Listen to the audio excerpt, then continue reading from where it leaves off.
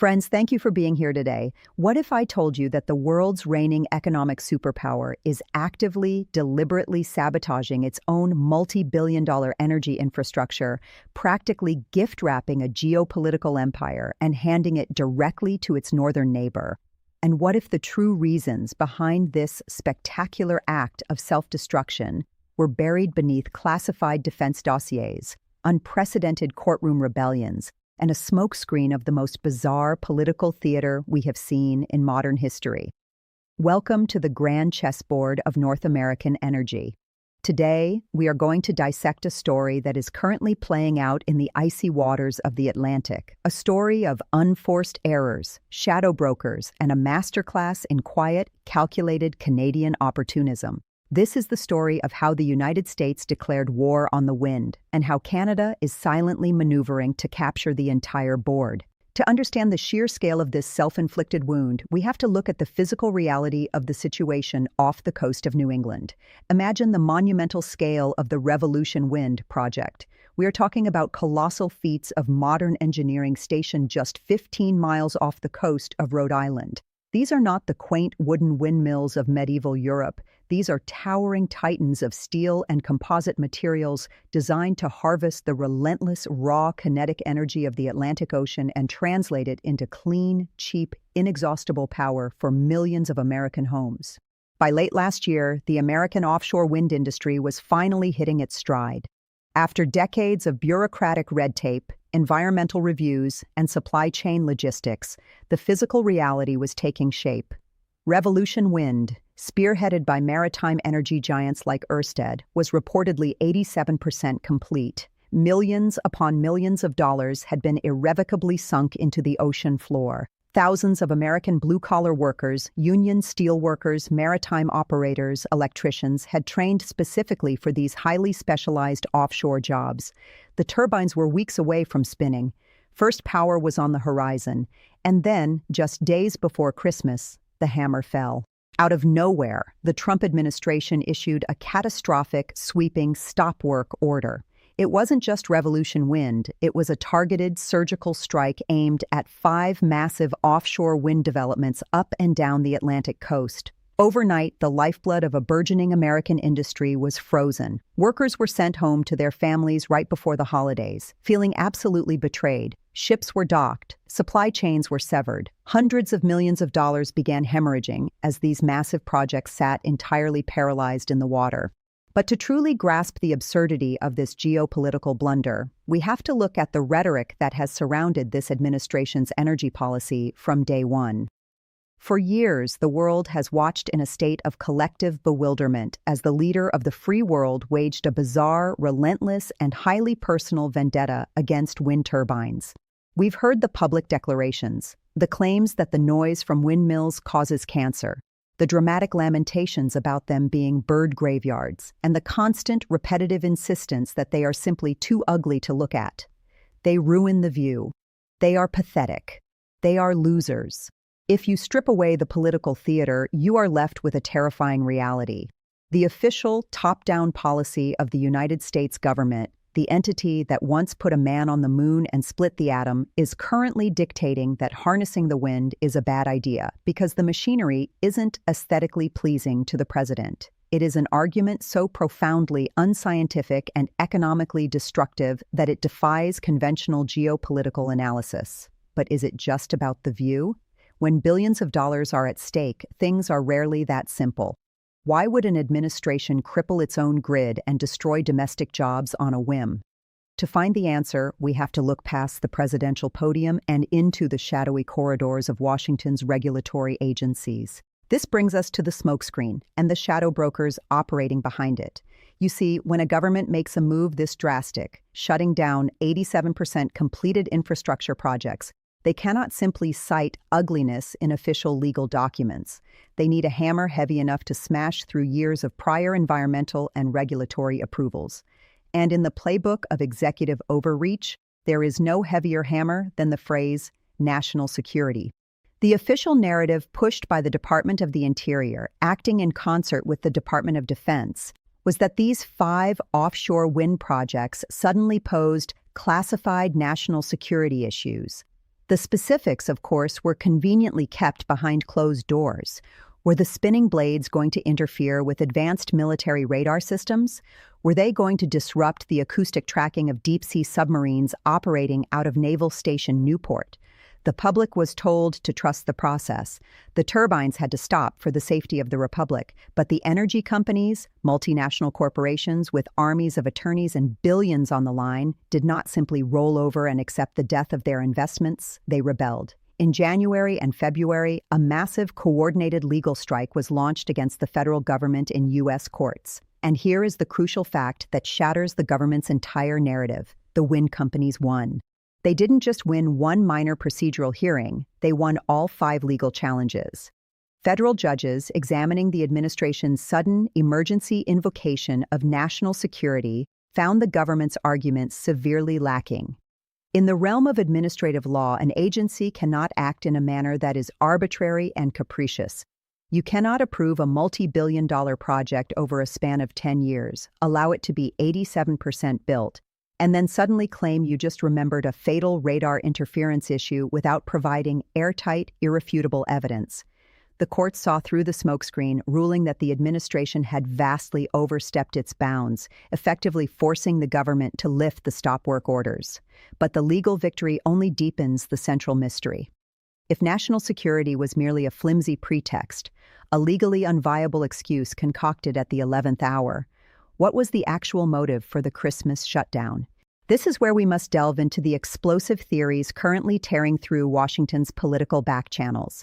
According to some of the most connected geopolitical strategists and furious opposition lawmakers, this unprecedented attack on offshore wind has absolutely nothing to do with radar, birds, or ocean views. A growing consensus among political analysts suggests a much darker, much more calculated motive, a high-level coordinated payback scheme engineered to protect the most entrenched monopolies in the world. Senator Sheldon Whitehouse, a Democrat representing the very state whose offshore projects were targeted, did not mince words.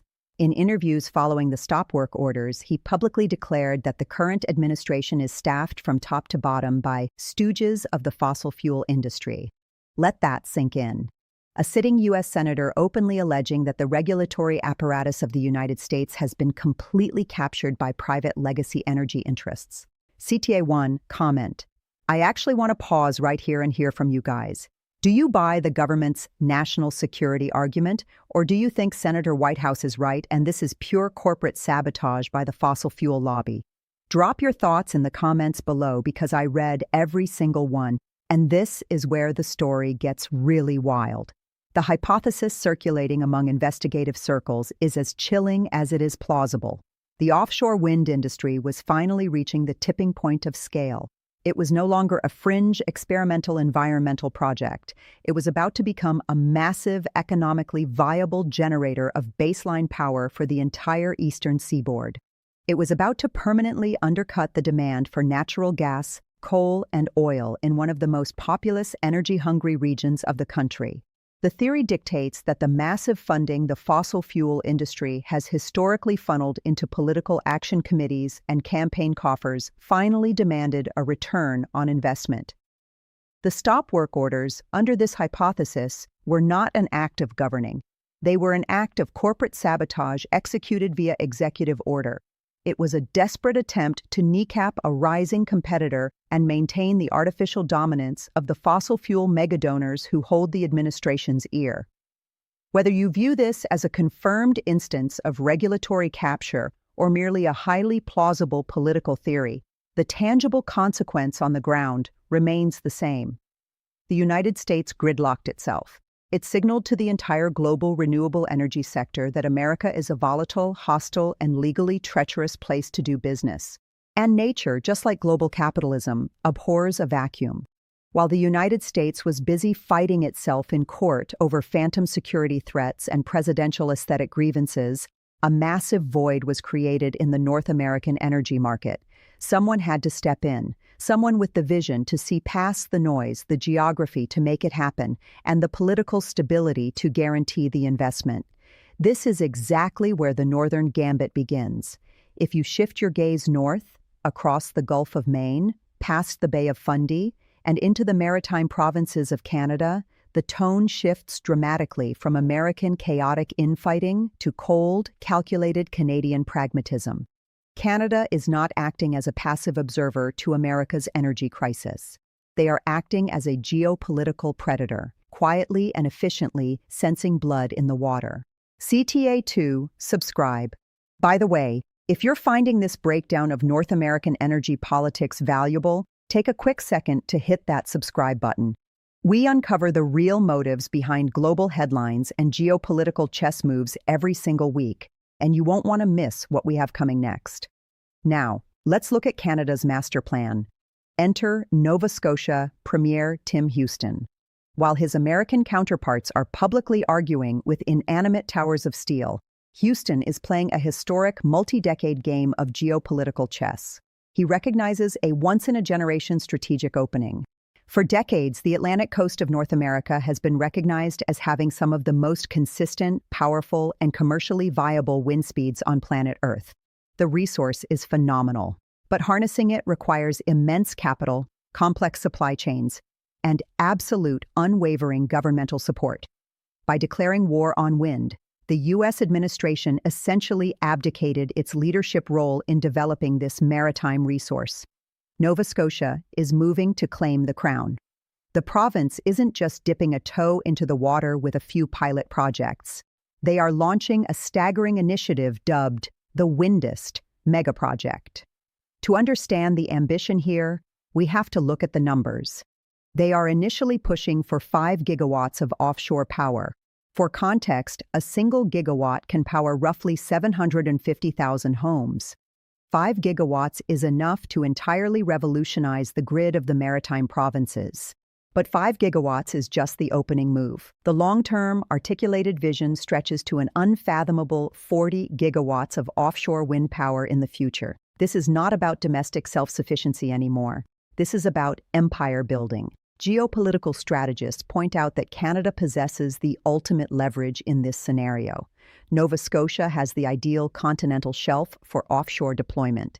They have the deep water ports in Halifax capable of handling the massive logistics of turbine assembly. But most importantly, they possess the one resource currently entirely absent in the United States: profound political stability and a unified, forward-looking energy consensus. When an international energy conglomerate like Ørsted or Equinor looks at North America now, what do they see? To the south, they see an administration that might arbitrarily shut down a $1 billion, 87% complete project right before Christmas because of a sudden national security epiphany. They see endless litigation, regulatory whiplash, and a political culture that treats renewable energy as a culture war punching bag. To the north, they see Premier Tim Houston and the Canadian federal government rolling out the red carpet.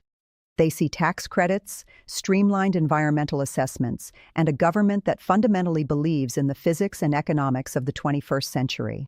Some geopolitical analysts hypothesize that Canada is actively executing a brilliant, multi-decade energy trap. By moving aggressively right now, while Washington is paralyzed by its own fossil fuel loyalties and political theater, Canada is locking in the global supply chains. They are securing the heavy lift installation vessels, which are incredibly rare and booked years in advance. They are attracting the world's top marine engineers and renewable tech innovators to Halifax instead of Boston or Providence. They are laying down the foundations of an industry that will dominate the next century. But to truly appreciate the sheer brilliance of this Canadian masterstroke, we have to look beyond the political rhetoric and examine the physical supply chain. We need to talk about the silent, invisible war for infrastructure that is happening right now across the global maritime industry. Building a multi-gigawatt offshore wind farm isn't like erecting a solar panel array in the desert. It requires a hyper-specialized, incredibly scarce armada of heavy equipment. At the center of this are the Wind Turbine Installation Vessels, or WTIVs. These are floating leviathans, ships that cost hundreds of millions of dollars to construct, equipped with towering cranes capable of lifting components the weight of the Statue of Liberty hundreds of feet into the air.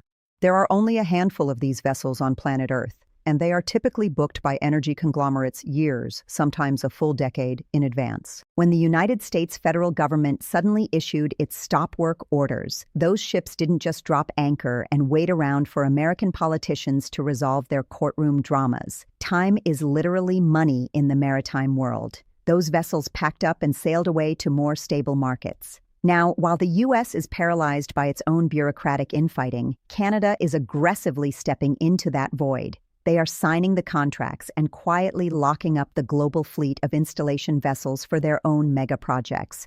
By the time Washington finally figures out its energy policy, the equipment required to actually build the turbines might be completely booked out by Halifax for the next 10 years. Then there is the battle for the onshore infrastructure. The components for these modern turbines are mind-bogglingly massive. We are talking about single blades that are longer than an American football field and nacelles the size of multi-story apartment buildings. You cannot transport these by highway. You need massive, deep-water coastal ports specifically engineered to handle the staggering weight and staging of these materials.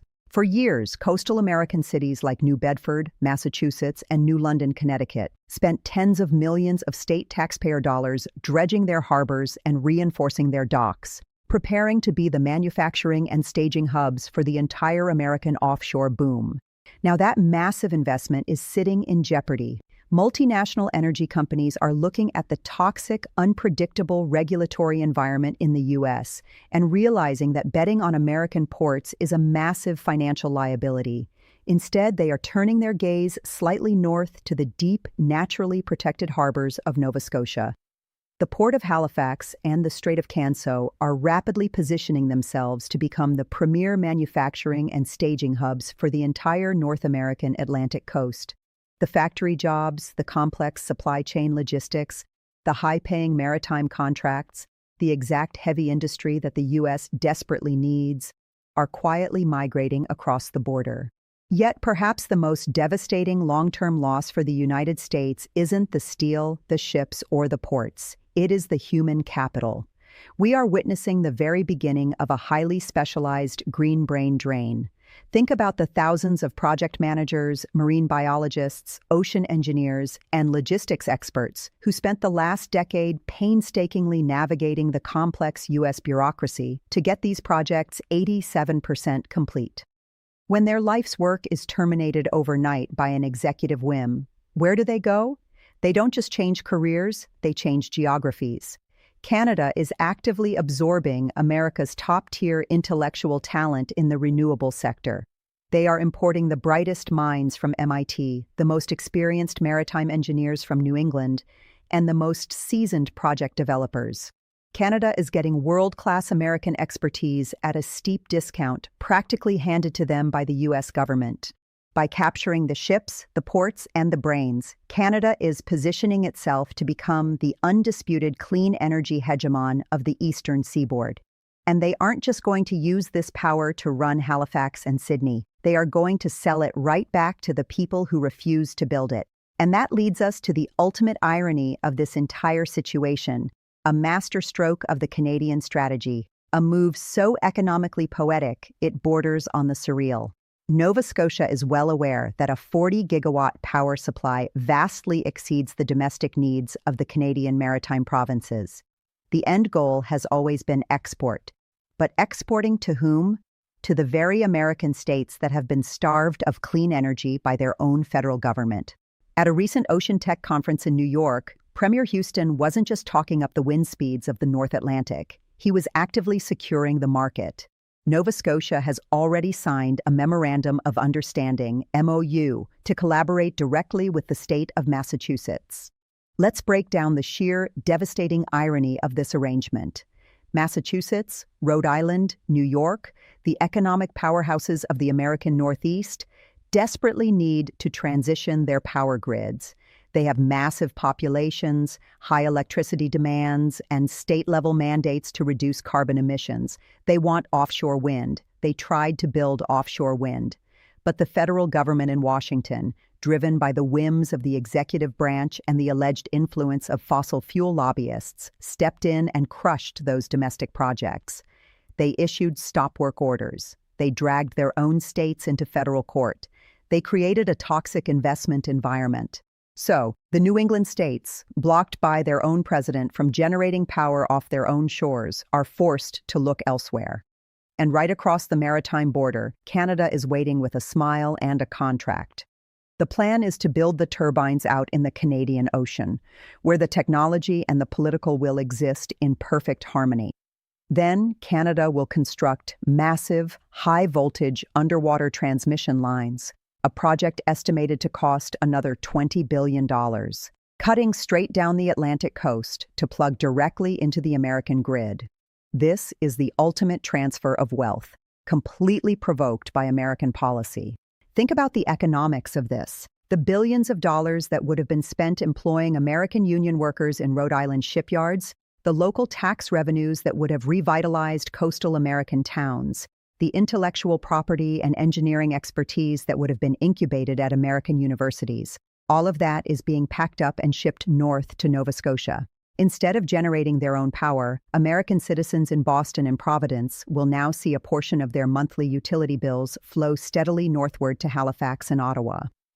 American taxpayers will effectively fund the creation of Canada's world-class renewable energy infrastructure, simply because the U.S. government decided that protecting legacy oil and gas interests and appeasing a bizarre presidential hatred of windmills was more important than energy independence. It is, quite simply, a geopolitical checkmate. When historians look back at this exact moment in the trajectory of North American energy, the contrast will be studied in universities around the world.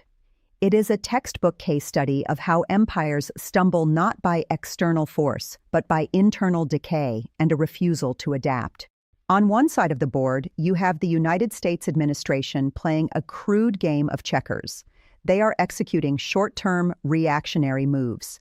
They are issuing legally flimsy stop work orders to appease fossil fuel megadonors. They are spending millions of taxpayer dollars defending arbitrary decisions in federal courts, only to lose spectacularly. They are treating vital national infrastructure as a culture war grievance, prioritizing the aesthetic preferences of a single leader over the economic and environmental security of tens of millions of citizens. It is a strategy of regression aimed at artificially extending the lifespan of a dying 20th century energy paradigm. On the other side of the board, you have Canada playing grandmaster-level chess. They are ignoring the noise and focusing entirely on the physics, the economics, and the long-term horizon.